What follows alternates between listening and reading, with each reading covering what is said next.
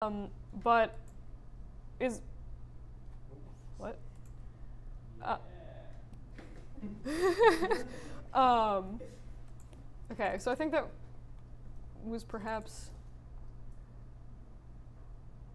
cool little bug. I know he mentioned earlier that like a lot of his he opened Maya and it just like legit deleted like 500 frames of animation or something crazy. But yeah, so I mean, I guess do we want to comment mostly I think on this one?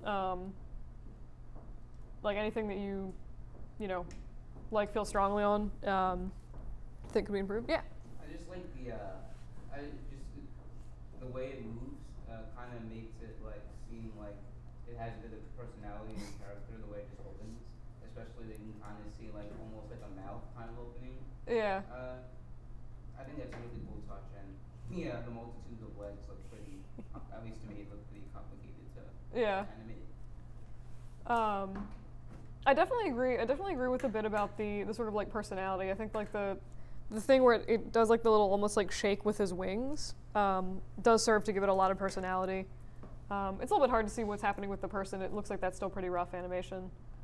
Anyone else have any thoughts, comments? Cool. All right, so this is, I usually go through, like, whenever we do, like, work in progress stuff for animation, there's always, like, one or two comments that I usually get sort of, or that I usually am, like, here are generic comments that, like, most people seem to, like, need to sort of, like, keep twiddling on. And one of them is, like, a little bit in this one. Those comments are usually, like, there should never be a portion of the body that is completely stationary. It sounds really weird, but even if you imagine like a line of soldiers or something like that standing at attention, they look really, really still, but if you actually like freeze their face for a frame and then just like play a video of them, you know, still standing still, you'll see them like swaying back and forth a little bit. I don't know if I described that in a way that made sense. But it's pretty much physically impossible for a living person to be completely still or to like hold their torso completely still. So it's always good to have a little bit of secondary motion here. Same thing kind of goes for this robot. And then the other thing, just like, again, general sort of comments to just watch out for is having sort of what I call pose-to-pose animation, where you can almost see, it's like kind of subtle here, mostly like for the torso and the legs, but you can kind of see where there's like a keyframe here, and then it slowly interpolates down, keyframe, it stops, and then like you can like see really, really clearly where the keyframes are, if that makes sense. So try to avoid, if possible, stuff like that. And also like having lots of keyframes sort of like start and stop on the same frame. I think that one has like less issues with that. But again, I'll probably you know mention that a few more times, but yeah, just like random. I got like little tiny things. But yeah, cool. Any other thoughts, comments on this one? All right. In that case, next one I have is this one. Cool. So in these, I think looking at a lot of the other ones, also keep in mind stuff like camera angle for those that have sort of done like more of the full sort of story. Where applicable, like can you tell what's happening, that kind of thing. But yeah, so I think it seems like this one is sort of mostly camera angle. Yeah, I just have the basic camera looks on right now. Gotcha. Fair enough. I do like that you're actually like moving. This is gonna sound really, really dumb, but the fact that you're actually moving the car in the environment. Yeah, I made the car super tiny in my environment. Fair. I mean, I was gonna say it doesn't have the feel of like one of those weird videos where they like green screen the car background in, which makes, yeah. So just like, my dumb brain is like, it makes me happy that it doesn't have that effect. I see you have at one point some areas of, like here, there's like hills built in the background. Was there any plans on sort of extending that like back into this area here?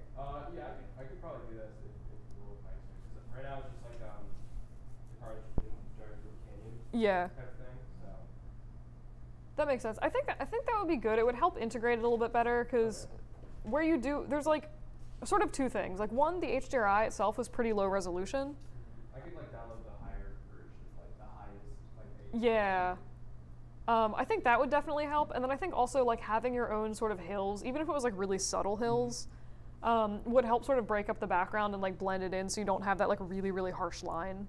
Okay. And then when you're texturing the grounds, try to maybe like match some of the colors in here if possible and like pay attention to the sort of like shadow colors of this. It's like a little bit sort of bluier compared to the black. If you can sort of blend that, that would also help a lot to sell that. Cool.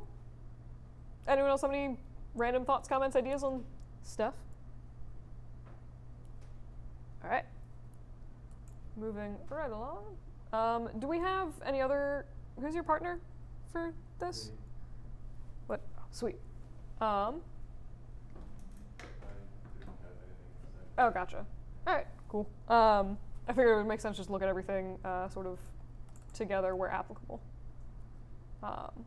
Caps lock is on. Okay, so this one.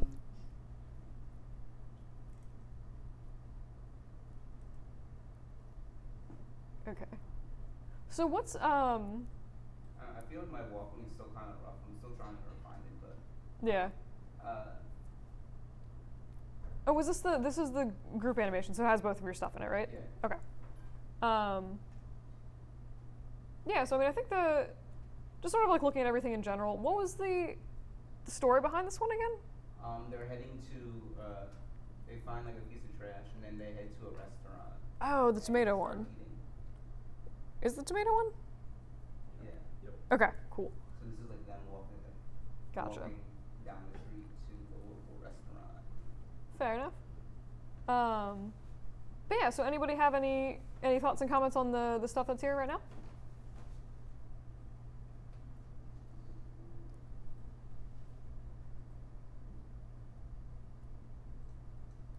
Do I need to call in a random person? I'll do it. Okay, I'm gonna call it a random person. Liam? I like the way they're walking at the beginning. They look very, what's the word?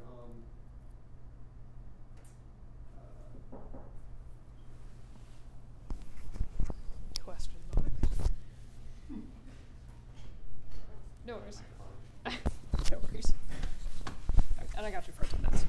So it looks like it's kind of slowed down. It looks like one of those shots in the movies where there's the two badass characters slowly walking away from like an explosion or something. But they're just going to a restaurant or something. So it's not even funny. I can see that. Yeah, anyone else have any thoughts, comments? All right. Kind of I guess building off that last comment, it does feel maybe a little bit like the walk is like a little bit slow-mo. If that's like what you were going for, I think what you were going for slow-mo? I think it works. No. If I have to be 100% honest, but maybe I could pull it off and say and have it slow mo. I don't know how you would make it so like you could like speed it up without like messing with the frame rate. Yeah. So I mean, How there's. do you do that? Like if I wanted to make it like 1.5 times faster or something. Oh, do it. The thing is, when I opened your Steam, you had it at 800, what's it? You had 800 frames on your title link when you sent me your Steam.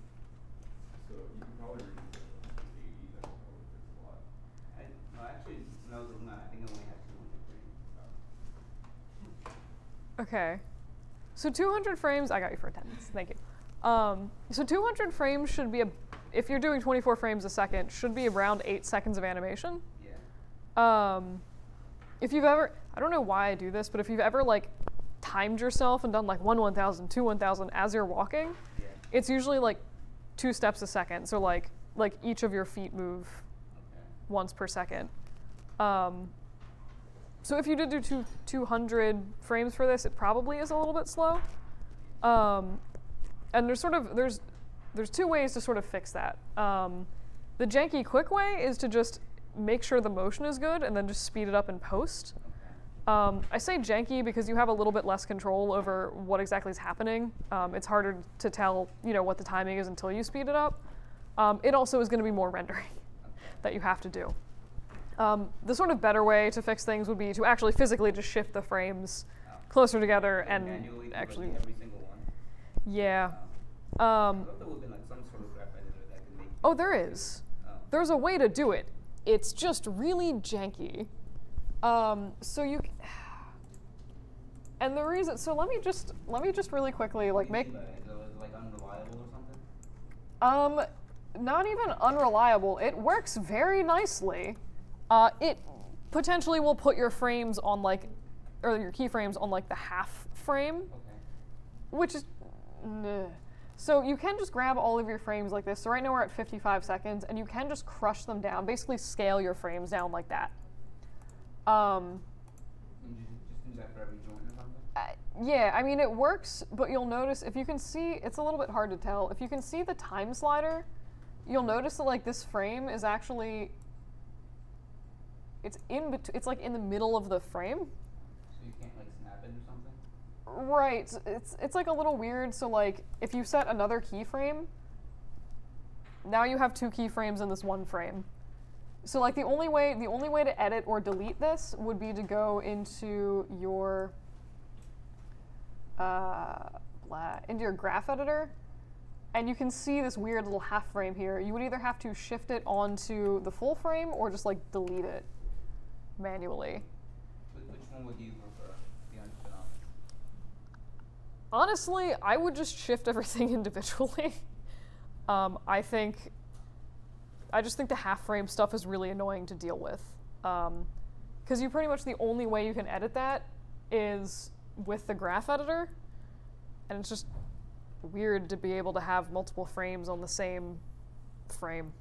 But it does kind of come down to personal preference. I would suggest just fixing it either with the scaling or just manually shifting keyframes around. If it helps, you can also you kind of look at it as if you have 24 frames on your thing, so this is going to be, say, right foot down, left foot down is going to be around 12 frames, and then right foot down again is usually the 24th-ish frame. So if you're looking at just sort of visually or mathematically or whatever, that's kind of how I'll usually break down a step for an average paced walk. Does that make sense? Cool. But yeah, I like how this guy's little torso or his little pelvis is just wiggly. I feel so there's a few issues where the weight painting is maybe a little bit weird for the character. So when I like this, something about the little specular highlight on his eyeball is very charming to me. But there's a thing where he moves his head and the whole head deforms. Which I think is just that should just be an issue with weight painting. So when you So 0.5 the weight painting. So it's 0.5 or something, the weight painting. 0.5. Okay. I would need to take a look at that. I'm interpreting that many different ways. I don't know, I see when I do weight painting, I press on it and press on the actual shape, and it would say weight painting, and then I could plot it with a certain value or something. Oh, gotcha. And you would do 0.5? Yeah. Okay. In this case, it probably makes more sense to do a value of something like 1, because the head is just connected to the head joint, theoretically. Yeah. So that if you set it to a value of 1, it would follow the head joint and not deform when the character moves. I assume that was the goal, or I don't know. I could be wrong. Maybe he's just a squishy robot. But yeah, I mean, if you wanted to modify it, it would just be a thing of tweaking the weights a little bit. And then, speaking of just sort of weight painting stuff, are you guys doing high poly or low poly for your stuff? Low poly. Okay. Okay, so in that case, I might add 1 or 2 more edge loops into this neck. It would help the bend be a little bit smoother. If you were smoothing it, it would probably be fine with 1. Also, just a weird nitpick, this is a very high poly, low poly bench. Again, that's just me sort of nitpicking. But yeah, so I mean, I think I would mostly just say, like, so in terms of the environment, I would go through and just sort of like watch the scale of textures, the resolution of textures. But it seems like what's there is like a pretty decent start. The other thing I actually might look at with the walking animation is you can kind of see where it's like a little bit pose to posy. What I actually think is kind of, I'm actually curious, were you going for this? Because the characters are like walking really, really almost in sync with each other. Like they're both of their right arms are swinging forward at the same time, which when I think about it, it could be one of those things where it's like, Really, I think I just took the same reference of walking and didn't move. yeah, that's kind of what I was wondering, if maybe it was like the case.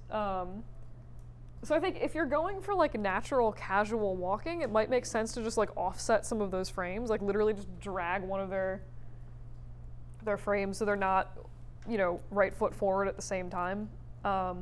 Alternately, you could sort of play that up and play it in with like the slow-mo that we mentioned before. Because whenever you do those like slow-mo epic walking videos, everyone walks in sync and like their feet are just like totally, and you could play that up if you wanted to get like really weird with the camera angle. It might be unnecessarily epic for what they're doing, but like, But just randomly epic music. yeah. You said randomly epic music, and for some reason I went Jaws theme, and I'm like, that makes no sense. Just put an explosion of tomatoes in the background. Nothing could possibly go wrong. But yeah, and then I think kind of the same, a little bit of the same thing where like it feels like they're really, really in sync towards the end.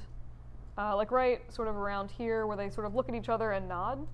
You can see them, like their heads go down at pretty much exactly the same frame and then come up at exactly the same frame. So that might be one of those things where it's like even shifting it like 2 to 4 frames offset from each other, just to add a little bit of randomness would actually make that feel way more natural.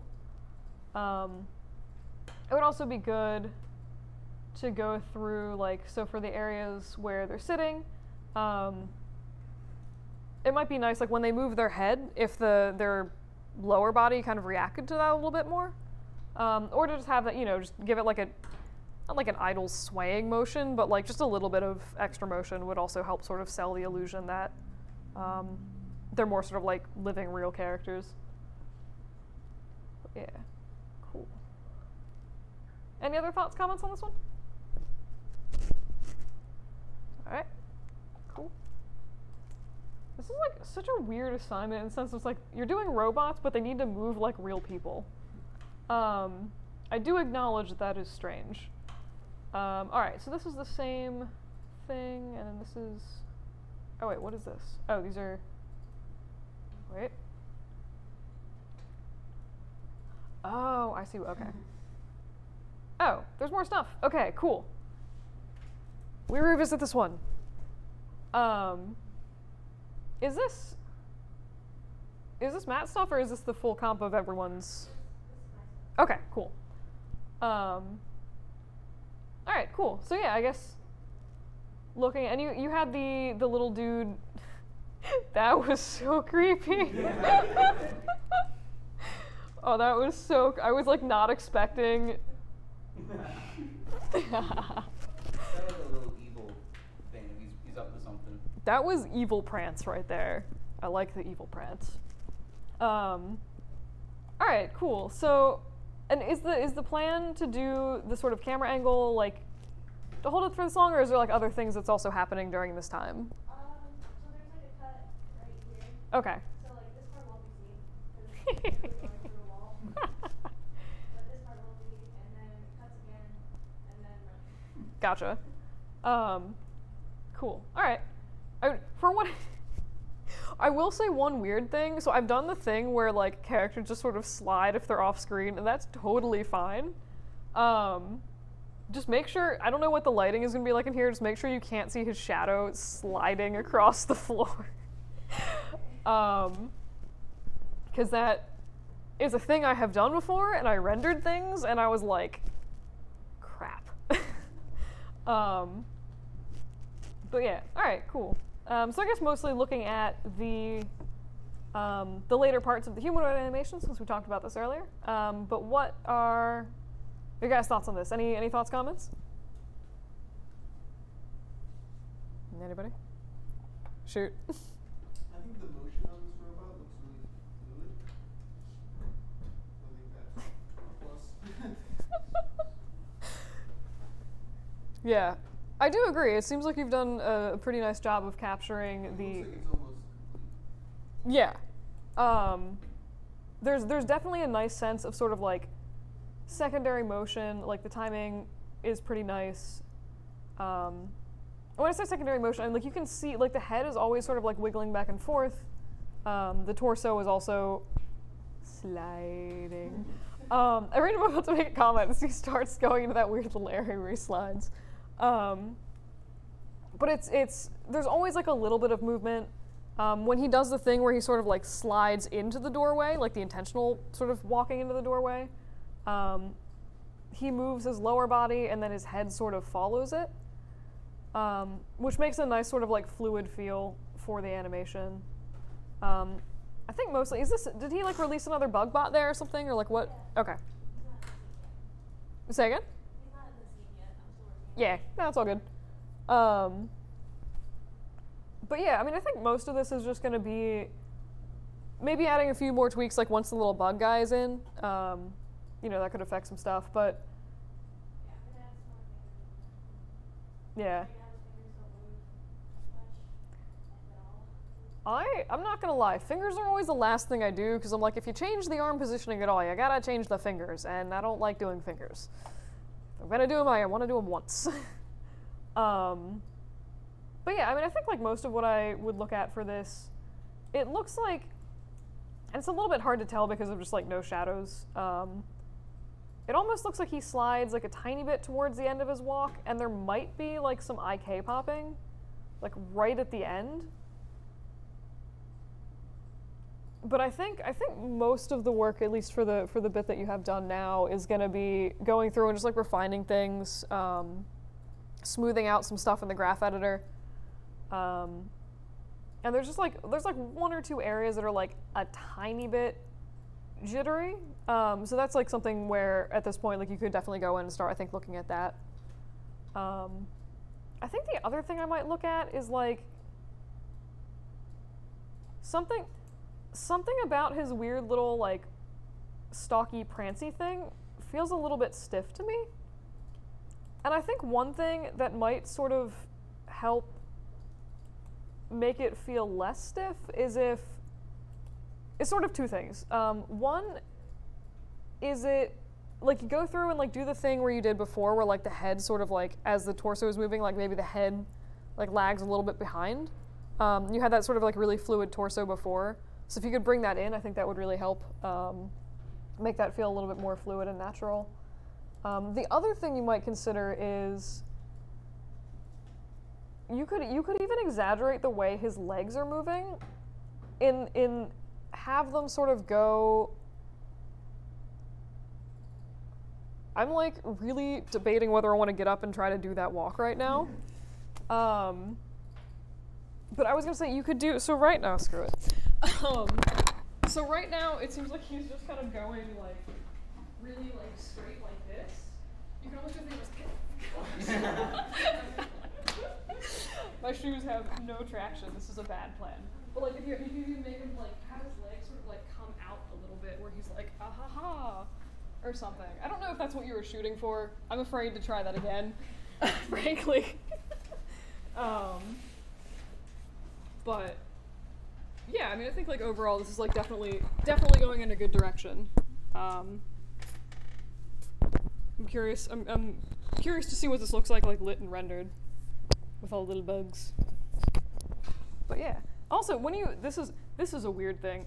How did you build your walls, the corners of the walls? It is really unrefined. That is a cube that Fair. I like reversed and then extruded a little bit on the outside. Fair enough. the reason I ask is it looks like there's either like a break in the floor or some molding, and I was just curious. I don't know why, but I was just vaguely curious about that. But anywho, small things. Cool. Any other thoughts and comments on this? All right. Sweet. Okay.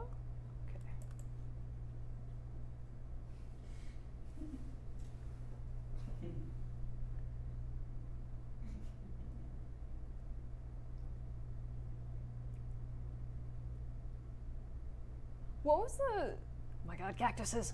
I just sculpted a tiny cactus in ZBrush the other day. This is delightful. I have no. I don't know what's happening here, but it's very funny. So first, let me just say the cactuses and the rocks look quite delightful. Can you refresh my memory? What was the story for these robots? Wait. I don't think either of them are here yet. That's awkward. Okay. Well, in that case, This has been around context, though. I would agree. This feels like I'm watching a series of like internet memes right now, but like in a good way. Anywho, so I'm 70% sure that the story premise was like this rope. They're like trying to reach a thing and fly, and like this one's head turns into a propeller, or something at the end, or there's a grappling hook. It involved flying. But anywho, so. Do we have any? So good. But yeah, I mean, do you guys have any thoughts or comments on the existing animation, I guess, in case they want to go back and like watch the class videos? All right. So I mean, two things I notice. Definitely some timing things here, a little weird. And in the beginning, it's definitely a little bit stiff. It actually looks like they're moving the whole master group. I can't tell. But it's like pretty pose to pose when they're sort of jumping, where like they're obviously moving at like the exact same time frame. And then also just like a weird note about robot design. This little one is moving the neck in a way that is not designed to move that neck. So that would be one of those. I was actually looking at this, I'm like, if these ears needed to turn into propellers, she could literally just spin her entire head around. That'd be really disconcerting and kind of funny. Robots probably do that. No, I mean, I would totally buy a robot could do that. It would actually be really, really funny. Not funny, but like kind of funny if the way that this one, the big one, figured out this one could fly is he like slapped her in the face and her head just started spinning and kept going. I feel like part of me is like, it'd be really funny, and I'm like, the other part of me is like, does that promote violence in some way? But like, it would also be funny. Yeah. But yeah, so this was like one of those weird notes to like keep in mind for the future, where like, I know like a lot of people sort of encounter this where they were just like, oh, like this would be really cool as a robot design, and it comes time to like rig it and animate it, and you're like, oh god, why have I done this thing? But yeah, so that's most of my random notes on that. I do enjoy the cacti; they look nice. Alright, cool. Alright, we've done this one, and this one is, it looks like parts of the same thing. Cool. Alright, so we have apparently the last one. Oh my god, tiny little bot. Well, that's terrifying.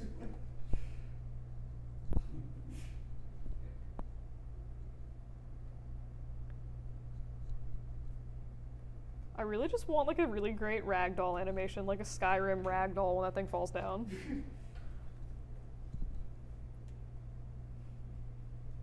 All right, so could you what was the story behind this one again? They were like trying. To get the battery out there. Okay. And at the end, the small robot will like shoot out with a slingshot and bounce around. Ah, gotcha. Okay. I do like the idea that like this guy just turns into a giant cannonball basically at the end. Is that the reason you designed him as a big meatball? Fair. Well, either way, I think it's quite funny. But yeah, so I mean, anyone have any thoughts, comments on the animation?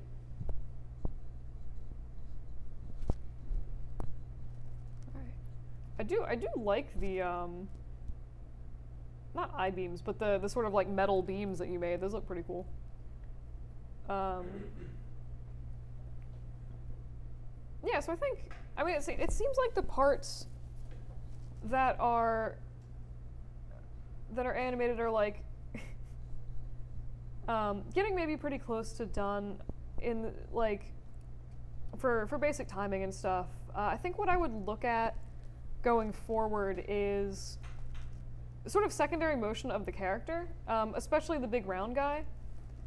Here, for example, he could maybe, it looks like if that's a really, really heavy metal beam and he's trying to drag it, the weight of his body would like shift a little bit differently. It might be good to, if you find like a, I don't know, a suitcase and just fill it with weird stuff and try to like drag it. But a lot of times what happens is you'll sort of see like, buttons. He would be a lot of times like leaning forward a little bit more, and then the arm that's holding that beam, like if this water bottle was the beam, he would be dragging it sort of like this, and it would be like farther behind him, so his whole body would rotate a little bit more. So I would really work on, really try to make that thing seem as heavy as you can. And I think that would do a lot for sort of like the natural feeling of the character's motion. And then I'm mostly looking at the meatball character because it seems like that's the one that sort of had the most stuff done to it. This guy's so cute and sad. And then also kind of like a little bit of a similar thing here. But just like work on the areas like where he's sort of like standing up or like rolling around. I think one thing, because this dude is so round, I would play that up as much as you can. Like make him really, really rolly. Like anytime, like if he's that one part where he's like sort of like face down in the dirt, like if you show him sort of like rocking to like try to push himself up, like that would be A, good extra motion, and B, really funny. And then like also, you could also play that up a little bit with like how he's rolling. So like as he's sort of rolling down that mountain, sort of make him roll over and over, almost like a snowball with arms and legs. It might actually be kind of funny to just like, if you have some round object, like an orange or something, like draw a little Sharpie face on it and like roll it down something and get some slow-mo video, and that way you can sort of see like how it would roll. You could tape some bottle caps onto it for arms or something silly so you could see like how that would affect it. But yeah, I mean, I think you're sort of like definitely starting to get the sort of like quirky aspect of the character. It would basically just be like sort of really push that secondary motion and see if you can sort of capture more just like extra motion with that, if that makes sense. I don't know. Words. Also, like, I like what you guys have done with the background, where it's there's no part of this where I feel like, oh, that's clearly like the end of the background of the ground plane with the HDRI. Like it's a nice combination, it seems like, of trash piles and just sort of like buildings for variety. So do just crosses. What if, plot twist, what if there's just like a head on a spike somewhere? Or not. I like the broken pipe, it's a cool touch. But yeah. Any other thoughts, comments on this one? All right. Cool. Well, that was, I think, pretty much all of the submissions I had as of like 4 minutes before class. Did I miss anyone's stuff? Should I go find it? All right. Cool. Well, that was pretty much crit for the day. Next week, you do just have another sort of generic work in progress assignment due. Huzzah. Does anybody have any? I know I'm still in the process, I think, of going back and grading a bunch of like rigs and everything from last week. Sorry I didn't get that sooner. Does anybody have any questions about work in progress, grade stuff, any other random assignment things? All right. Someone asked in my last class, and I think I sent out an announcement about this. The final for this class is you have 2 more weeks of regular class and then the final. So I think the final is somewhere around like the 16th or something like that of March. And then grades close usually be like the Wednesday the 25th or something like that. So again, 2 more weeks of class after this and then the final. So that should be basically you have a work in progress this week, a work in progress that will be assigned next week, week 9, and do week 10. And then week 10 is pretty much finish the final and the other random things. So that's pretty much what how things are going to go for the rest of the quarter. And then just again, don't forget, so like the finals week stuff. So week 10, there's no folder for week 10. That's just sort of like the finals week folder. But don't forget, there's like a whole list of random separate submissions you gotta make. So theoretically, this stuff should all just be done anyway. You just need to make like a bunch of different submissions for it. But that's all just sort of in the week 10 folder. But yeah, that's pretty much that. Last call for questions on anything like that? Yep. So I think I remember you saying earlier that next week will be on texture. Yes. Yeah, my plan was to do a little bit, like next week, I'll do a little bit of stuff on Substance Painter. Probably, I'll do, so I'm not like a Substance Painter whiz, but like I can, show enough to like get you guys decent with texturing. There's like it's a really powerful program. But yeah, I was planning on touching on that like next week. Okay. I was also gonna do, so like I said, I was gonna say subs and sims. Substance Painter and Sims probably will be next week. Week 10 is gonna just be some like, maybe here's some random, or like the next week is just gonna be some like, hey, here's some random maybe rendering tricks or something like that. / open lab / crit / if there's any other weird stuff you wanna do. I usually leave the last class like semi-open in case there's, weird stuff that needs to get troubleshot? But yeah. What is the actual word for that?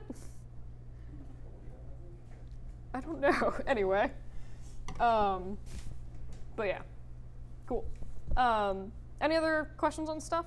Yep. Also, if I redid my rig recently, should I resubmit that? Or? Yeah, go for it. Okay. I'll probably, yeah, so. I resubmitted like mine like earlier today. That's fine. There was a few tiny things that I couldn't figure out how to fix, so I redid the whole thing the other day. Oh no. Did it go faster the second or third or fourth time? A little bit. Okay. A little bit. Yeah, that's rigging. Yeah. Sometimes it is easier, especially if you're not familiar with like what usually causes the issues. It is so much faster to just redo part of the rig. It's definitely nice going through it again, making sure I didn't make any of those mistakes. Mhm. So like, okay, this is okay. Yeah. No, I feel you. But yeah. So if you guys have rigs that you still want to resubmit, feel free to send those in like through today-ish or like early tomorrow.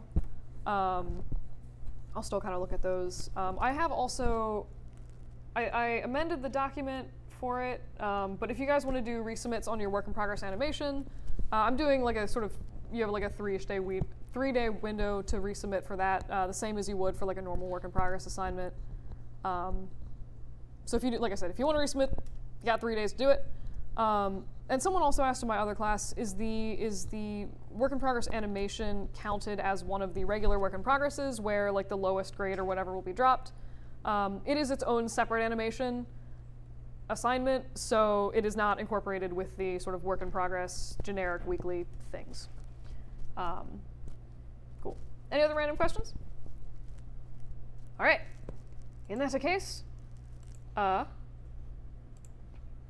expand my giant window.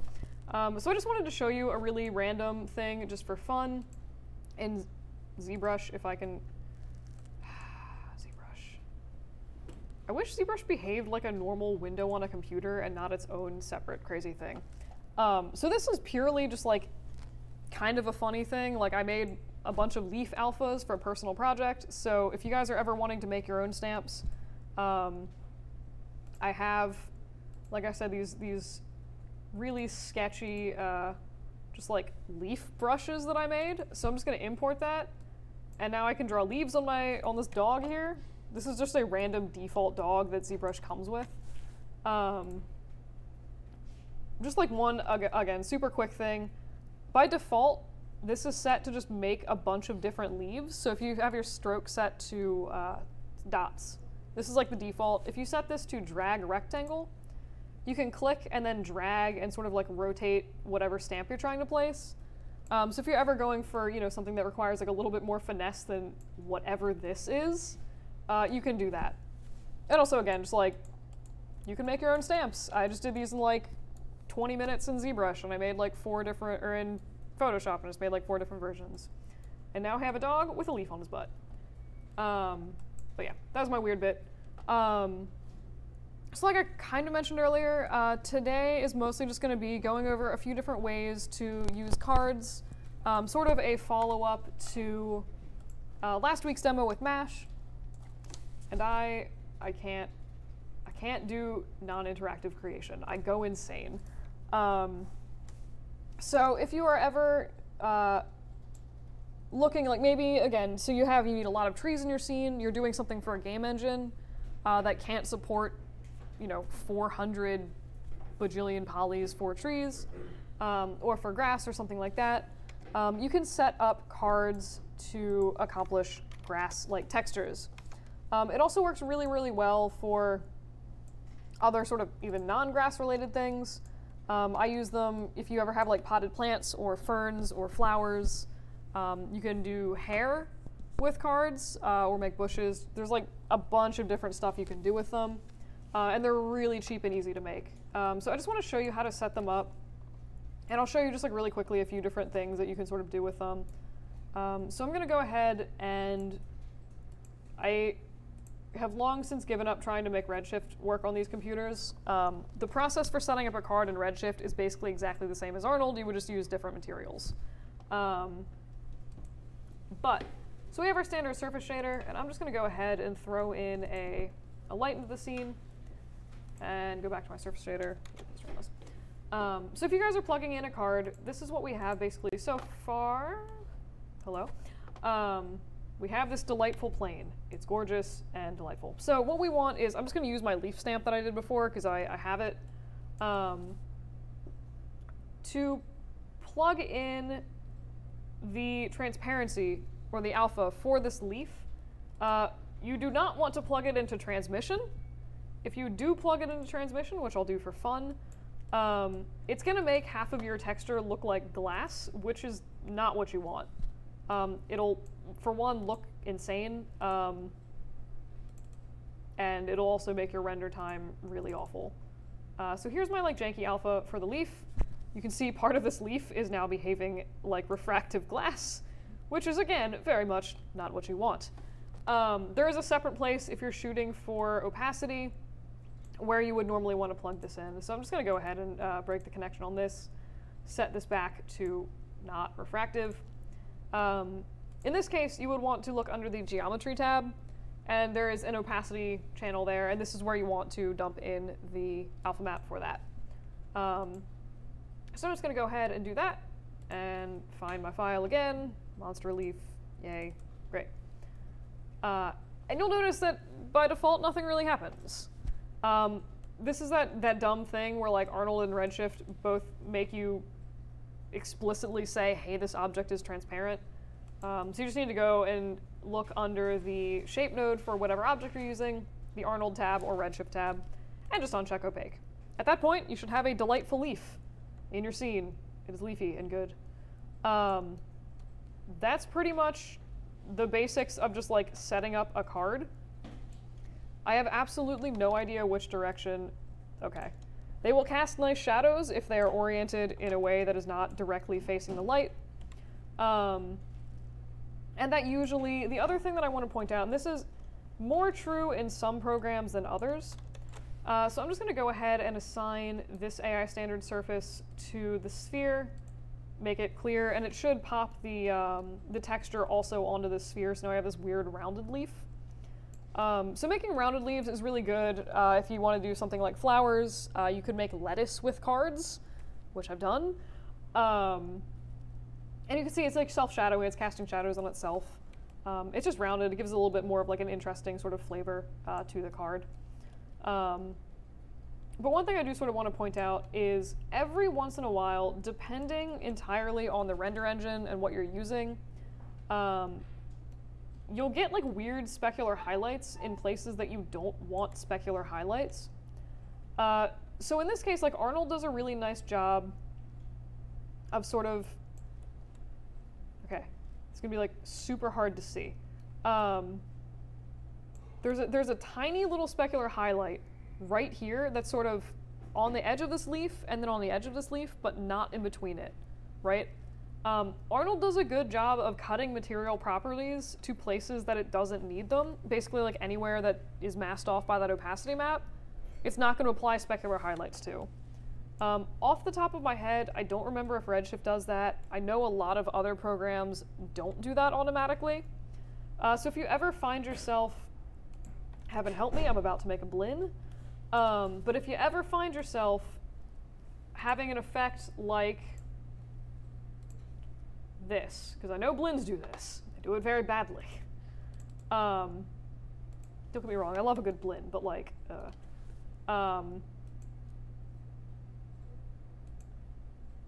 okay. I'm not gonna lie, I've never tried to map transparency into a blin and render it with Arnold. But blins are notoriously bad, and like some other shaders are really bad about like, they will add that specular highlight outside of like the area where you've masked off. If that is ever a thing that happens, usually what I would do is just sort of set up my texture maps to be, you know, whatever I like them to be, in terms of like reflectivity, stuff like that, and then just comp that mask up on top of it, so you basically don't have that shininess, like manually cut the shininess out from your textures. Again, it seems like render engines are getting smarter and that's like less of a thing now, but yeah. Does that make sense? Is there any questions about just like how to make a card? Cool. Fun things, I have like 2 silly bits that you can do about like how to texture this if you're just looking for like quick background textures and you don't want to deal with like, I'm gonna set up a bunch of crazy sort of, you know, nice Photoshop leaf textures. I'm just gonna go ahead and map like a ramp texture into this. And as you play with this, you can, you know, obviously mess with the U ramp or the V ramp. So what you could do is just sort of go through and be like, all right, I'm gonna make maybe the top of this leaf like a light green, oh my. The bottom of this leaf like a darker green. And do, you know, something kind of like this. There's totally, like, I absolutely do not care if you generate a bunch of textures like this in Maya. In this case, it's a little bit oversimplistic. You could even go in, like you could add some noise into here and add, you know, a little bit of variation that way, but it's still like kind of gross looking. But there is a lot of stuff where like doing this in Maya with noise textures or ramps is totally fine. Again, in this case, it's kind of gross, but I'll show you an example later where like that works a little bit better. But you will notice again that the color is only being applied to the area where there's, you know, the alpha's not cutting off part of your geometry. So the beauty of this is that it allows you to really, really easily go through and create additional variation in and like detail in your scene without going completely insane in terms of poly count. So like right now we have, you know, 3 pretty detailed looking leaves on the scene, and they're all, it's like 4 polygons or something like that big. So card's really great for that. If you ever need to do something like grass, I'm gonna stop that. You can use Mash to do that. I use Mash for like everything now that I've discovered it. It's delightful. The process is pretty much exactly the same as it was for populating trees and stuff like that. There's 2 things that I just want to sort of note specifically with doing card grasses. So I'll just set this up really quickly. Again, I went over this last week, so feel free, like, stop me if you have questions, but I'm just going to sort of be like, assume that you guys know how to set up like a Mash thing for now. Mesh. Ground plane. Yes. All right. So we have our lovely, really weird looking card grasses, just, you know, around. They will render, that's a very strange distribution of card grasses. So they'll render out like, pretty much like this, which is the opposite of what we want.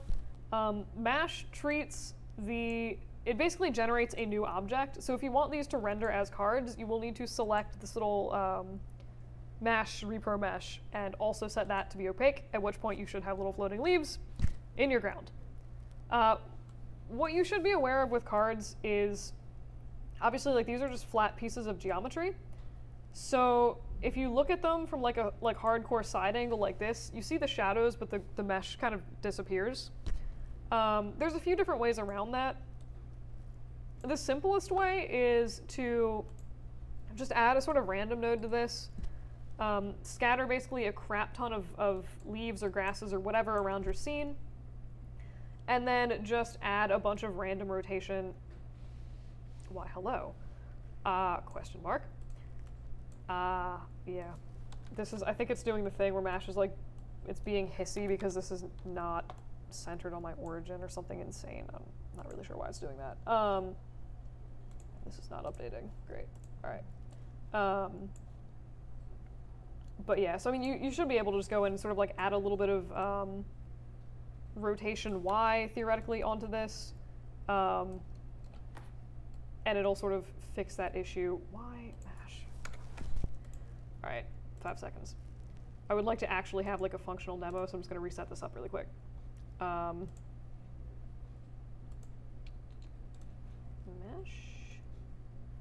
Plane. Really, have you not made a thing? What? Mash. Question mark.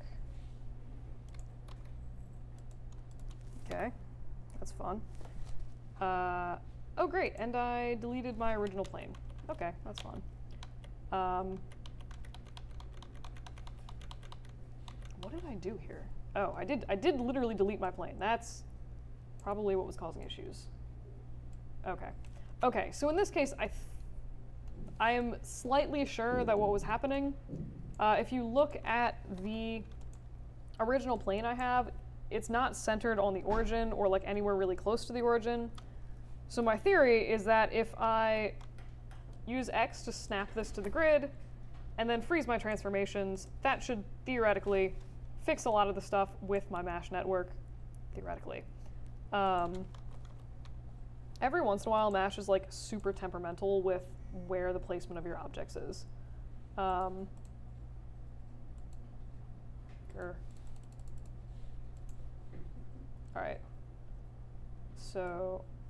So that seems to be behaving a little bit more normally.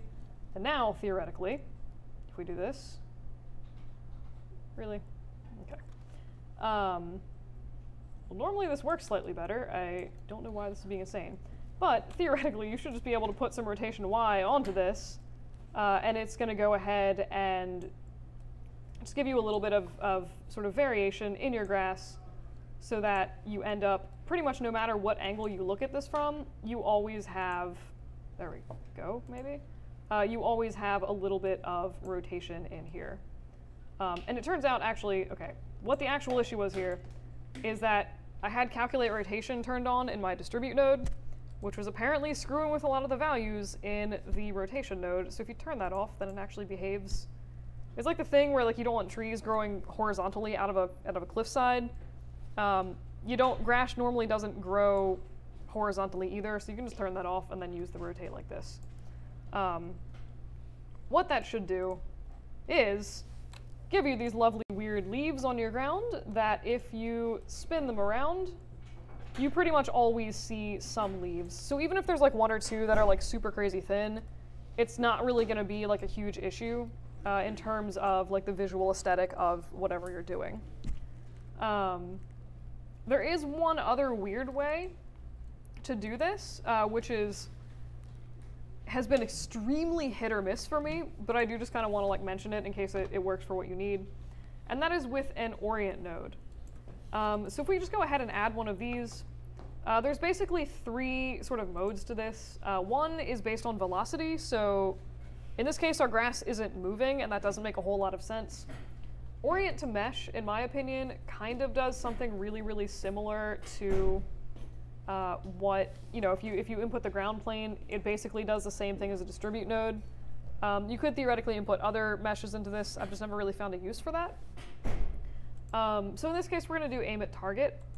And what that does is it asks you to basically put in a target down here. So basically a thing that all of these grasses are going to point to. So what we're going to do for this, and it's like a weird option, but if you grab your camera itself, so I'm just going to grab perspective camera, and you put that in target, you'll notice that like no matter, and it displays terribly by default, but like it'll basically sort of spin these around so they're always pointed at your camera. And usually, again, by default, it does behave a little bit strangely. You could try sort of rotating this plane for the original thing and see if that sort of straightens things out. Normally, it ends up not working too well, so you can kind of mess a little bit with the solo X and like the different sort of values for this. And you can see that like as you do that, these are sort of rotating a little bit with the camera, kind of. You see, this is like super gross to look at. I mean, you kind of get this like really weird rolling effect with the grasses. I have honestly a lot of like way more issues trying to get this to work than is at all rational. But it is potentially an interesting way to do things. You can also, if you're looking to, you know, make things move in a very sort of like weird, interesting way. If a great example is if you're ever trying to achieve the effect of like hair being sucked into a vacuum cleaner, you can plug in a mesh into this, into the target for this orient node, if it will allow you to do that. Cough, cough. Maya. Erg.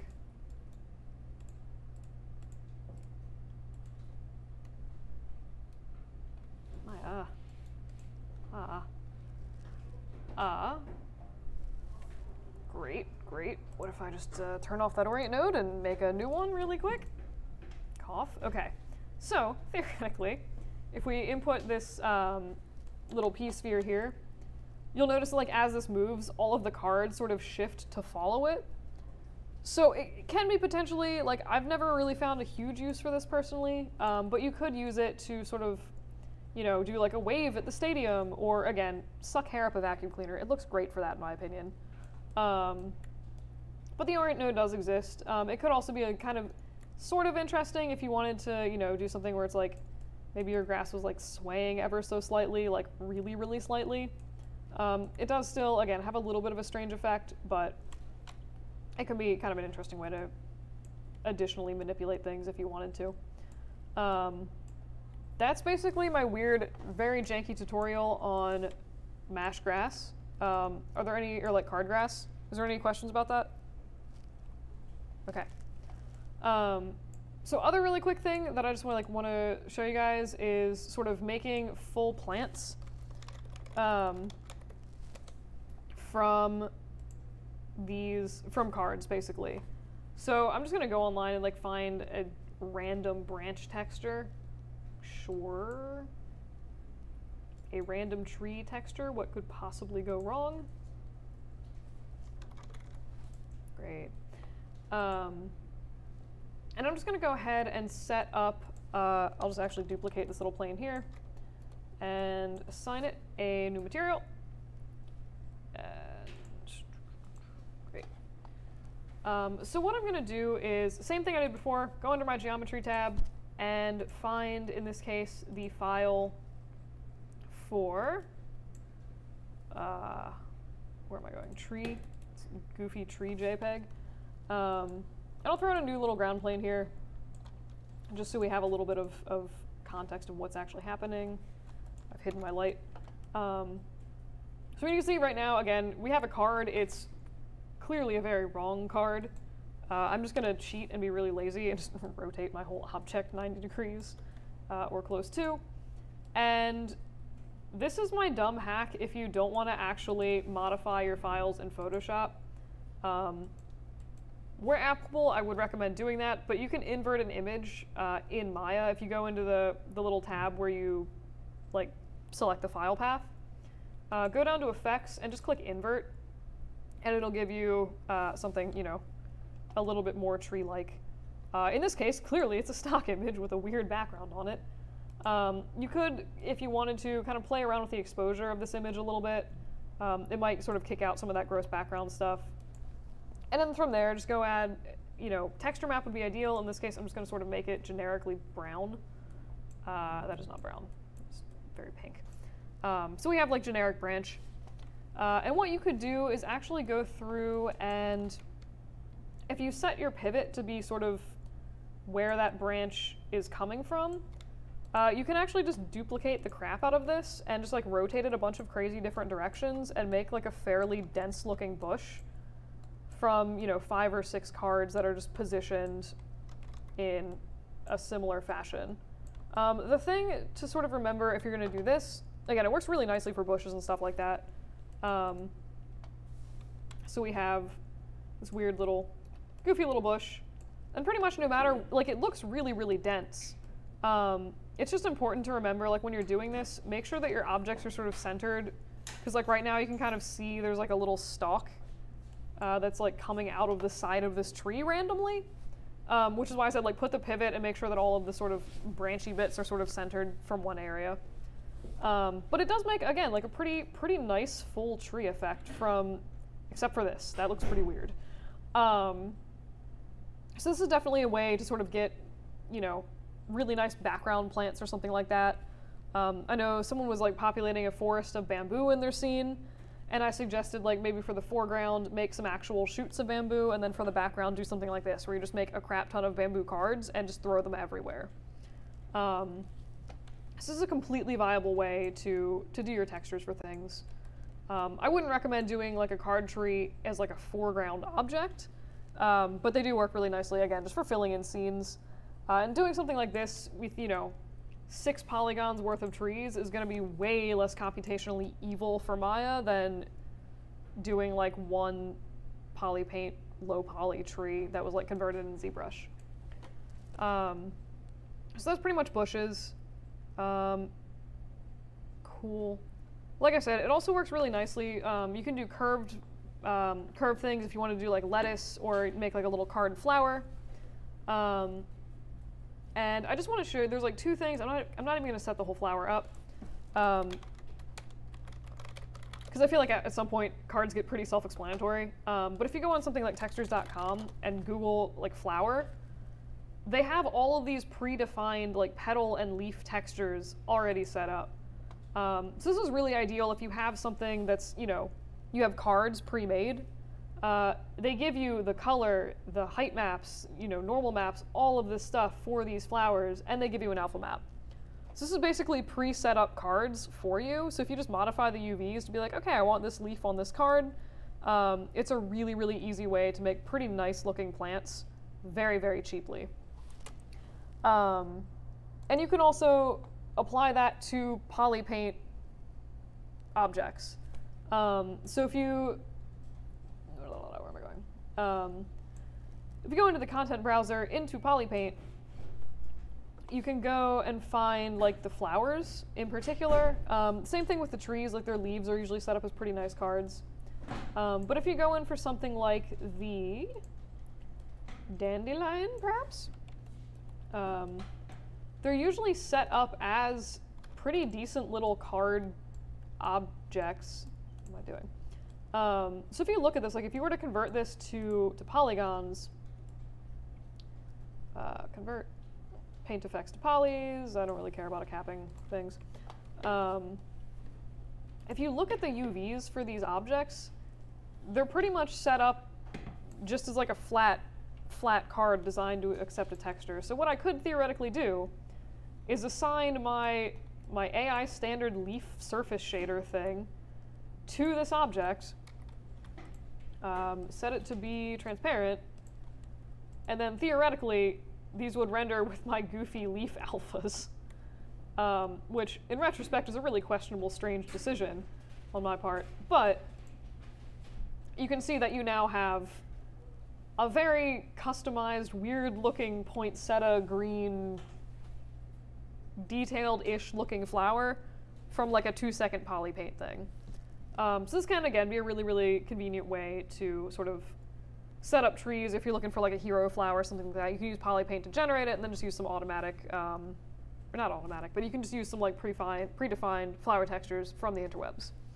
And same thing with the leaves. Like you could pop, a nicer leaf texture into that, and then you have like actual looking leaves instead of the really sketchy squares. Again, also works delightfully for lettuce. That is pretty much my bit on cards. I have one silly thing for cards, but I'll show you those later. Does anyone have any questions on that? All right. So, so this is going significantly faster than my previous class. Cough.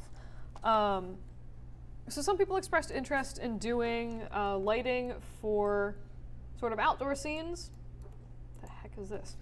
And there is sort of 3 ways that I'm going to just very briefly talk about doing that. The first of which is what I would consider to be easily the worst way to light an outdoor scene, and that is just with an area light and nothing else. Light thing. Oh wait, sorry, not an area light. What am I saying? Sky dome light. Haha. So with sky dome lights, on their own, they usually provide extremely odd lighting for most circumstances. For one, they start out as being completely white, so if you're going to use these without some kind of HDRI in them, I'd highly recommend tinting them some kind of color. I usually just use the color temperature from shooting for like natural outdoor light because it works on like an actual light spectrum of like realistic values. So tint it like some color, that'll help a little bit. The weird thing about these is that they calculate light pretty much from everywhere. So you get these like exceedingly soft shadows from a really extreme variety of positions, which is not terribly natural. Normally for outdoor lighting, you have one main source of light that's either like the sun or the moon, and then some additional bounce light, whereas this is just a giant softbox. It's also lighting everything from underneath, which is a little bit weird and often causes extra sort of shadows to be calculated unnecessarily. If I'm going to use these unmapped for like custom lighting, what I would normally do is sort of like tint this, whatever color, and take the intensity down and basically just use this for like a really, really soft fill light, so just to ensure that like nothing is completely dark and in shadow. And then what I would do is go in and add, a separate giant area light or something like that to the scene, and turn this into my primary light source of, the sun or the moon or like whatever weird thing I'm trying to sort of recreate here. And it's gonna, ooh. All right, it's alive. Okay, maybe I do actually need a value of like 20. Okay, maybe I don't need a value of 20. And then just sort of, do something like this. I'm not, by any stretch of the imagination, saying that this is like super amazing or realistic looking, but if you do need to sort of like fake outdoor lighting, usually, again, I'll use the dome light as sort of like a very subtle like fill almost for whatever else I'm doing. That looks really crazy. But I don't really recommend that. We have better tools for this now, so this is like what I did when I was in college, and I, for some reason, didn't know about HDRIs. So I do think that HDRIs usually are the better way to go. If you want to use a sky dome light, I assume that by now everyone probably knows how to do these. Does anyone want to go through hooking up an HDRI? Cool. All right.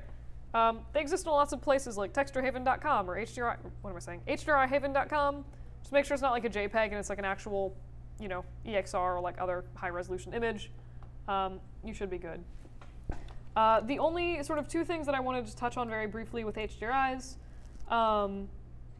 is if you're going to use them, make sure that it is, and if you're going to use them and have it visible in your scene, make sure that it is high enough resolution so that it doesn't look weird in the background.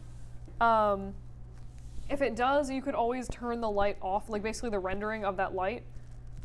Make it so it still casts light but doesn't render, and that way you could comp in your own background for, whatever you wanted in your scenery, but still get the nice lighting from the HDRI.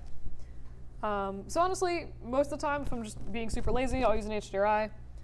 The third option that I wanted to talk about really briefly is the physical sky. And this is basically like a weird modified dome light with extra options. And also, I do want to mention, so physical skies, I know for a fact exist in Unity. They also exist, I think, in most engines, and pretty much all of this stuff, for Arnold, transfers into Redshift. The lights are even called pretty much the same thing. So stuff transfers, but physical skies are kind of cool. You'll notice, like, if you sort of look around your scene, it is actually generating like a prefab little sky. Somewhere in here, there's like a tiny little sun that's generated. You get a little bit of sort of nicer effect like around the sun where you have like a little bit of glow, some different colors at the horizon, and there's a bunch of different settings within the physical sky that you can play with to sort of customize it to suit your needs. Honestly, I usually just sort of go through and like randomly start changing scrubbers to see what they do. So in this case, like turbidity kind of makes it more of like a foggy day kind of effect. Elevation is going to mess with the position of the sun itself. So you'll notice, like, as we take that lower, it basically simulates like a sunset, and it'll actually, as it does this, change the color of the sky and the sun, which is pretty cool. It's a really nice way if you ever for some reason needed to show, like the high angle shot for like the passage of time. You could do something with the elevation where you can sort of see like the shadows are sort of changing and the color of the light is changing. So you could animate that fairly easily with a physical sky if you needed to. There's also different options for, like, no idea how you say this, but like azimuth, question mark, is basically like the, rotation of the sky. It's just rotating the direction of the light. And there's also, your standard settings for like intensity and other things for, how insanely overexposed you want this. And then there's other options. If you wanted to, you could tint the sky bright pink. That's going to make anything the light hits bright pink. So there is, some additional weird settings and stuff that you can do to this. Basically, I like to think of these almost as controlling like the highlight and shadow color, where you can see like anything that the light is hitting is basically turning this weird watermelon pink color, and anything that's in shadow is kind of turning the greener color. So you could use that again if you had like slightly bluer, like purpley or blue shadows or something like that in your scene. You could use this to ever so slightly tint them, so they're less just blatantly insane looking, and you kind of like match things to the HDRI if you're going to have or some kind of like texture background. You could kind of use this to like match that if you wanted to. There's also control for like the size of the sun, which honestly I don't really know why you would need that, but if you need a ginormous sun, you can do that. It might actually be, I can see that being actually pretty cool for like a, really aggressive, crazy sunset where you're like, haha. Like that looks pretty cool. But yeah, I mean, that is pretty much physical sky. You can do lots of random things with it. I noticed some of my leaves are extremely shiny and look like they're on fire. Anywho. But yeah. So that pretty much works. So that's actually mapped in. It'll put it into a sky dome light, and then it's just mapping the color to this physical sky here. So if you need to get to these attributes, that's where it is. And then there's the standard attributes for like intensity, of the sky dome light itself. But yeah, that's physical skies. I kind of love them. I think they're great. If you're ever looking for like decent texturing and or decent lighting and you don't want to hook up a bunch of crazy textures or whatever, I'll usually just dump in a physical sky. The one sort of downside of these, in my opinion, is that they have this ginormous black nothingness underneath them. That's basically just the light. It's kind of doing the opposite of what a dome light does. Oh my. Sorry, where am I right now? Where it's just not like it's not lighting the bottom of the scene. It's only lighting the horizon upwards. So it is just something to be aware of. You will need to cover that. It's a little bit less forgiving in terms of like blending things into the background. Usually I just sort of fix that with some hills or something like that, but that's basically what that was. It also usually means that it will render ever so slightly faster, just because it isn't calculating light for like a bunch of stuff on the bottom of your scene that probably doesn't need it. But again, physical skies. Any questions on that? All right. So I promised you one more really goofy card demo, and that is a really silly way to add clouds into your scene that you can kind of, sort of animate. By animate, I just mean sort of move vaguely across the sky. That doesn't involve any kind of simulated anything like that. Shockingly, it involves cards again, kind of a card nut. So I'm just going to go ahead and once again assign this a generic new material, throw in my map, and I just downloaded like a random, I googled like cloud alpha or something on Google, and I found this.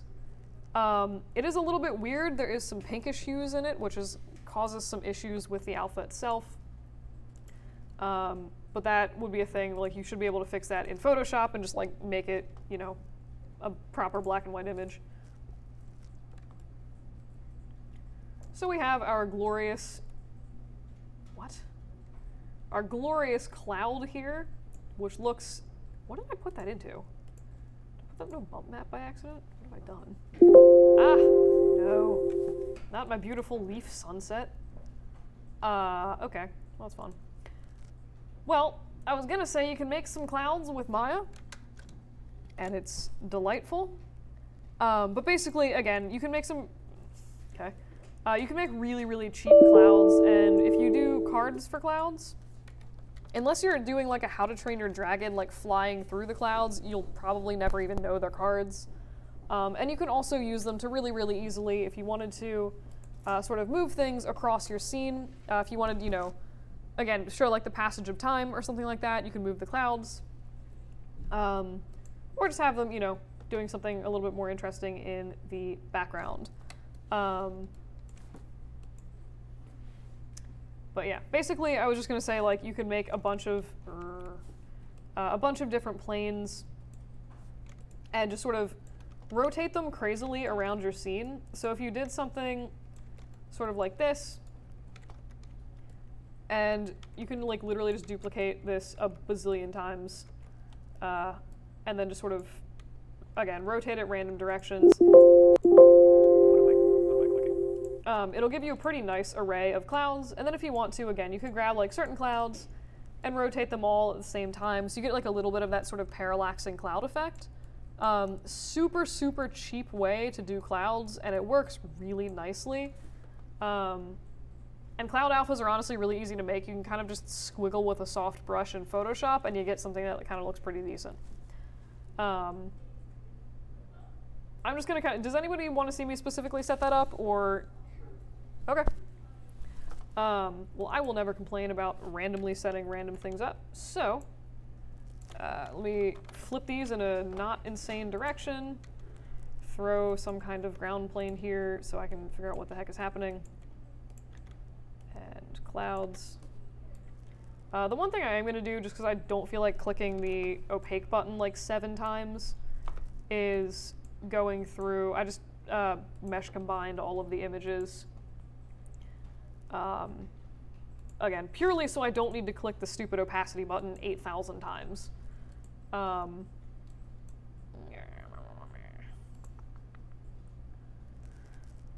Downloads.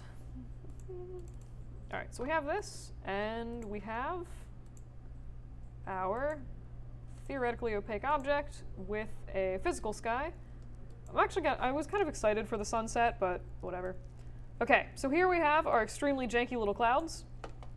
You can see from far away, or like from, you know, depending on the angle you look at them, they look really weird.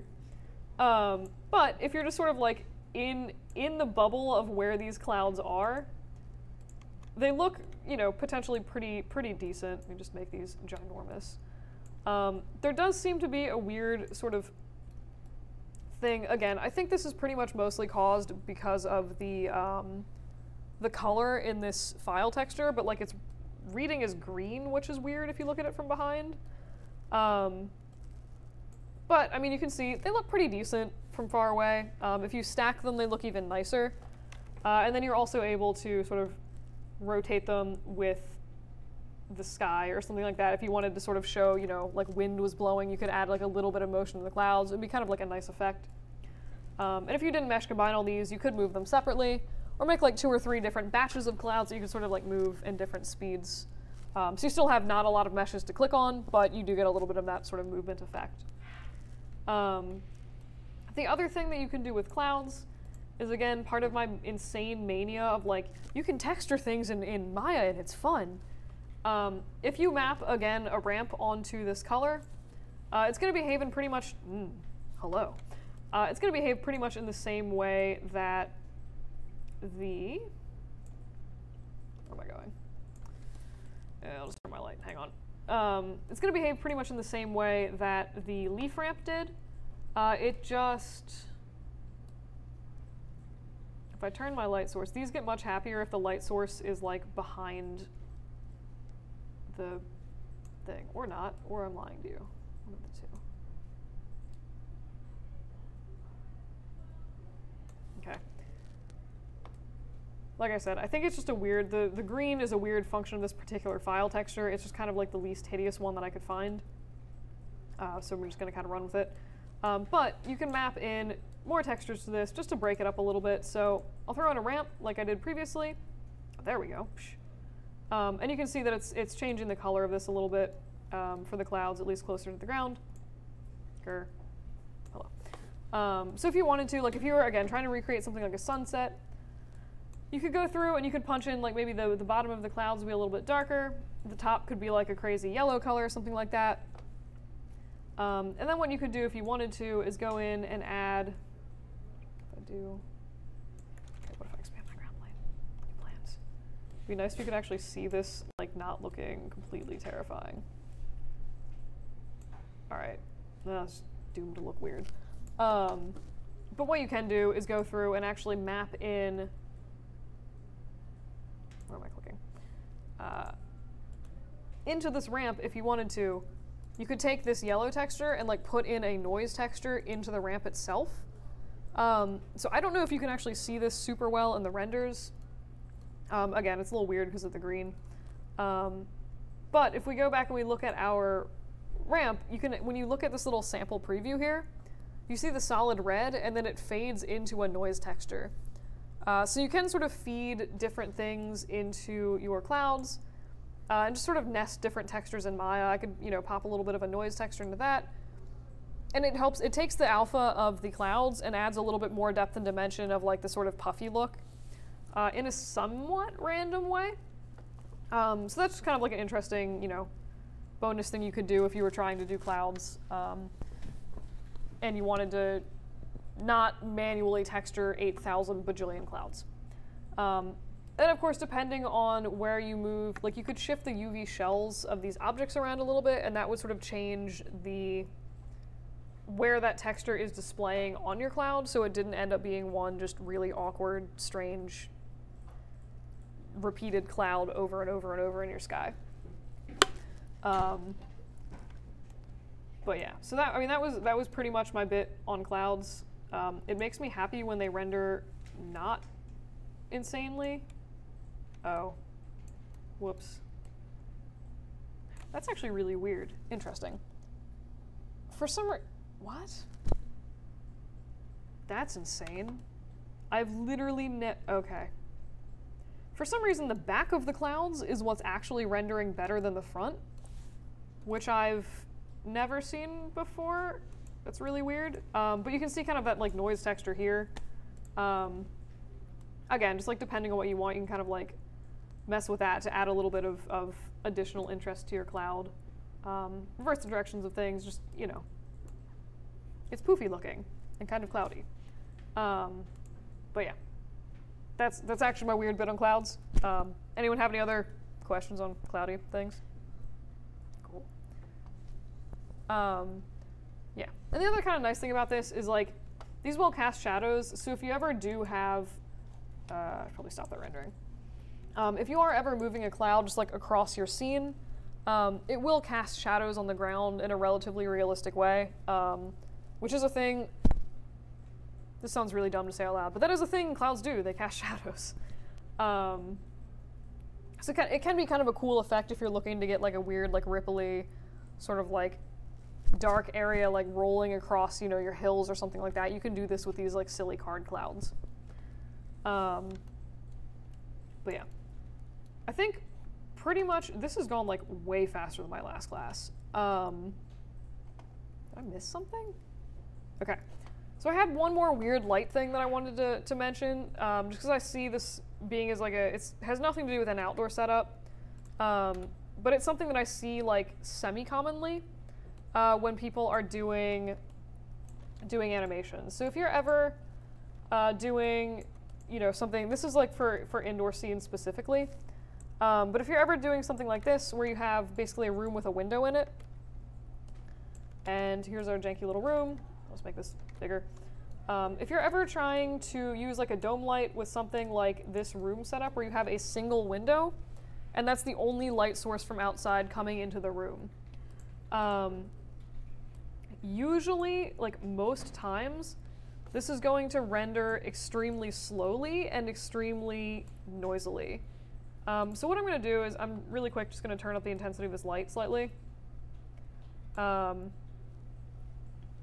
Okay, give me something maybe even more intense than that. And I'm trying to like forcibly demonstrate a problem, and it's being not terrible right now. Okay, excellent. This is a delightful, I actually really like the coloring of this. That's pretty cool.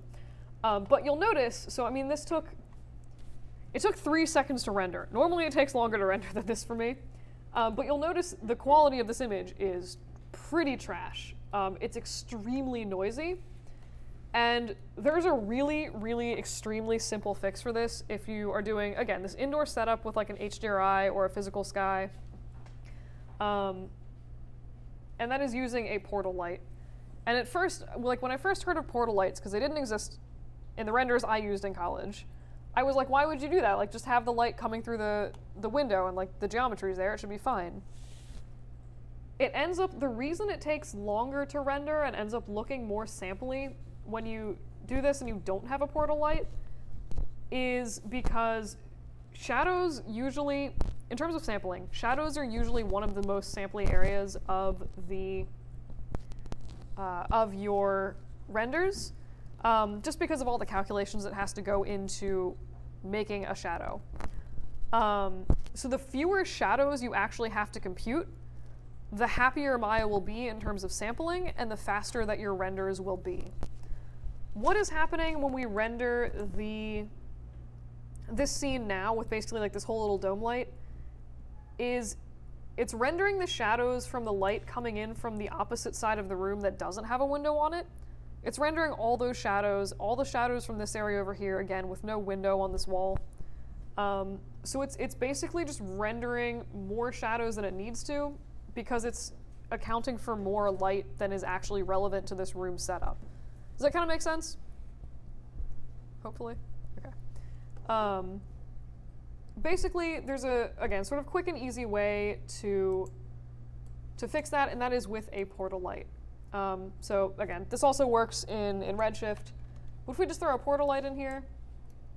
Usually you want to go ahead and position these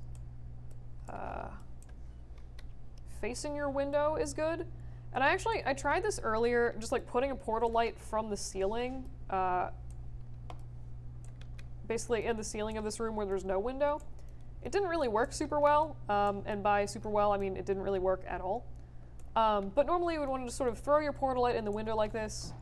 This is one of the few lights that it seems like scaling it doesn't screw the light up at all. To scale it, just dump it as close to the inside of the window as you can.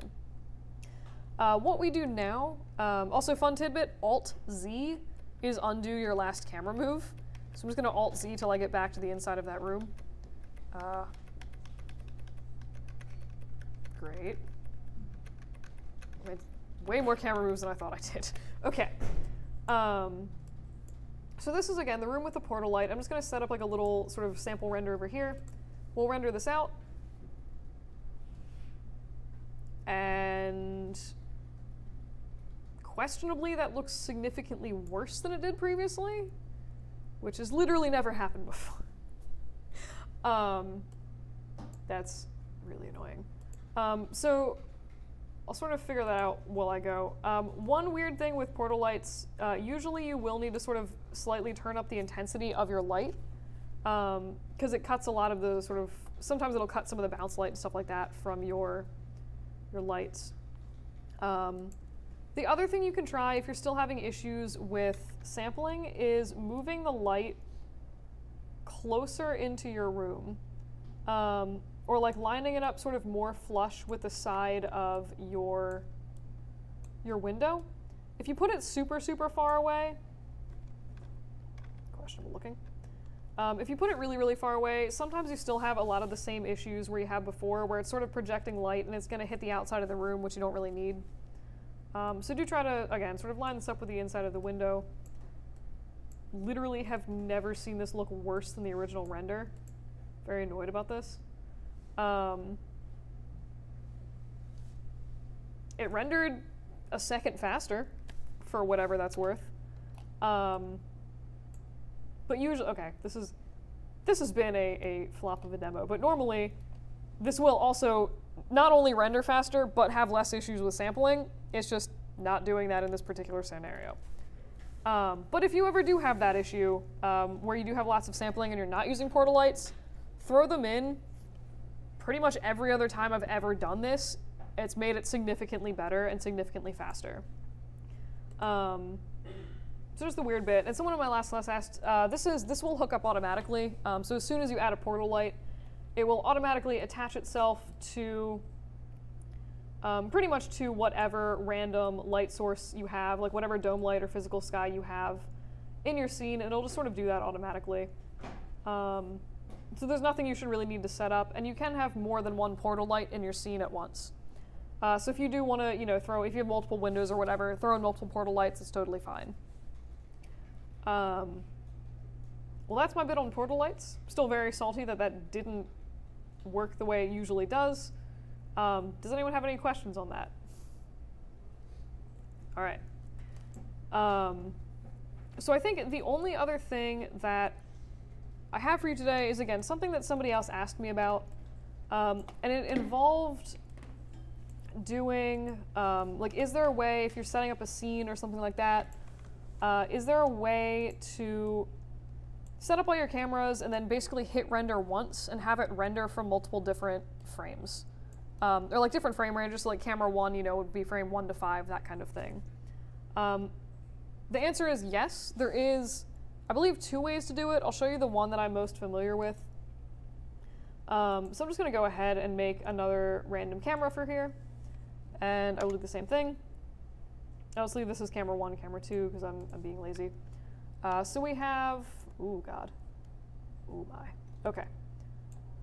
So I'm just going to say this is camera 1, or camera 2, and I will make camera 1 facing the opposite side of this so that basically I'll just do the spheres like hidden behind the square.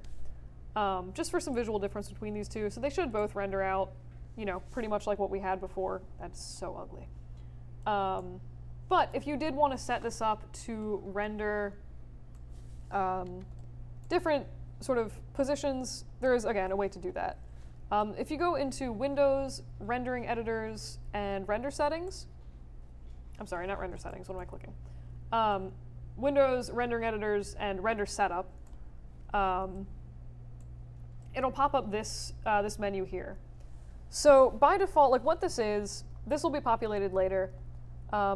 This is pretty much always here, this little like scene render setting stuff. This is your master layer. If you ever look in your render settings and it's like render layer, master layer, this is what that is. It's everything in your Maya scene. You can't really edit it, it's just everything in your Maya scene. You can make your own layers though, kind of similar to display layers. If you click on this little button down here for like the little plus, I'll just name this cam 1. So this layer is set up. We need to actually populate objects into this layer. And you do that if you right click on this and do create collection. I usually don't end up naming these, I just sort of hit OK. And basically what you need to do is drag anything you want in this layer to render with camera 1 into this layer. So what I'm going to do is I'll grab camera 1, and I'll grab some of my objects, and I'll put those, I'll just middle mouse button drag them into this little include button, or this little include box here. What this should do is if we switch the visibility off of master layer, so this is master layer with everything, this is camera 1, you can see it's emitted some stuff from the scene. So in this case, interesting, it usually doesn't pull in lights. So in this case, we still have our sky dome light, which is actually weird. Like I said, normally it doesn't pull that in. But the ground plane we don't have. So if you want the ground plane, you do need to, again, drag that manually into this layer here. So now if we switch back between the master layer and camera 1, they look pretty much the same. So we'll do the same thing for camera 2. We'll just go ahead and make a new layer, call it cam 2, and make another collection with all of the stuff in the scene. We'll just sort of grab, again, all of this, just drag it in here, and now it should display what we want.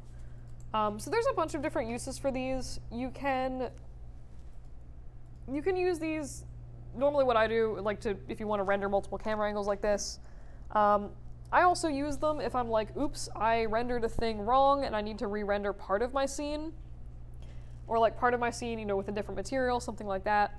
You can set this up so that it will render these sort of separately and or automate the process of rendering without having to make a whole new scene to like set some stuff up with new materials, that kind of thing.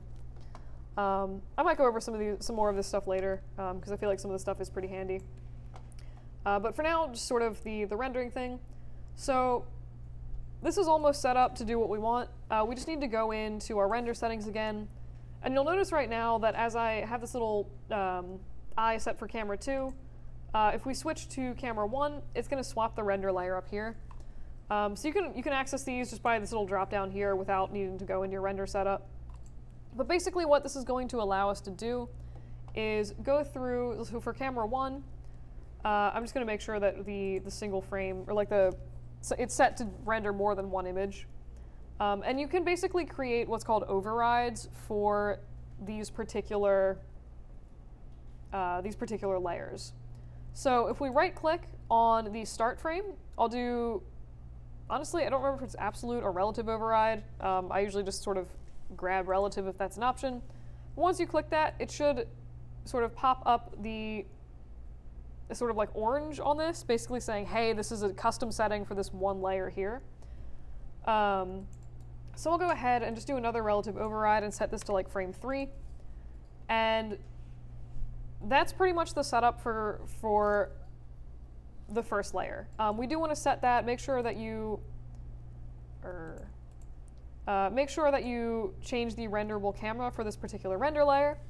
But you'll notice if we go into cam 2, it's not saved any of the frame information previously. So what we can do now is do another override, start this at frame 4, and end this at frame 6. And then if you right-click on the text of the renderable camera, you can do another absolute override, and again, set this to camera 2. So you'll see the sort of different variety, oops. You'll see the different variety between the two. Really? What? Weird. Okay, that was... What? What? Okay. Having technical errors with the cameras here? Very interesting. Either way, I mean, you can jimmy with the cameras a bit. But basically what this should give you is when you start rendering, it's going to render only the specified frames from each specified camera.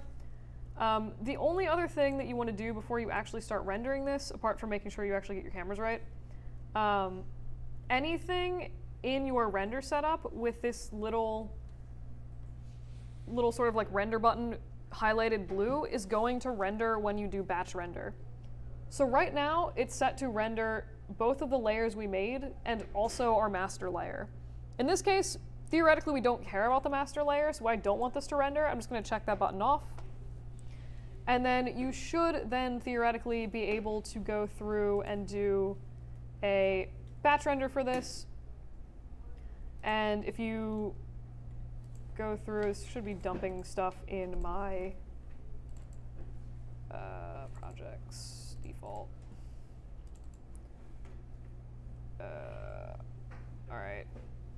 All right, so it's rendering really fast. So you can see by default, it'll put stuff in nice little folders with whatever you've named your render layers. So in camera, oh God, that's overexposed. That is phenomenally overexposed. So see here, we have the frame 1 through 3 on camera 1. I've not done any animating on this, so it looks terrible. And in camera 2, we have, it's rendered both, but you see we have these sort of other version from the different angle here. So theoretically, once you're done with this, you could just grab all of your frames and throw them into something like, you know, Premiere or After Effects or whatever you like compiling your stuff in. It has, the frame ranges should be named sequentially based on whatever frame you were rendering. So if you're trying to pull an image sequence, you could just grab all of your files, or all of your image files and just throw them in. It should take all of them, assuming that you've rendered every frame in your sequence. But yeah, I mean, that's pretty much the weird, sort of like one of the ways to set that up. There are some other ways to do it. This is just the one that I've personally had the best luck with. But I just figured I would sort of mention that since people asked about it. But yeah, I mean, that's pretty much that.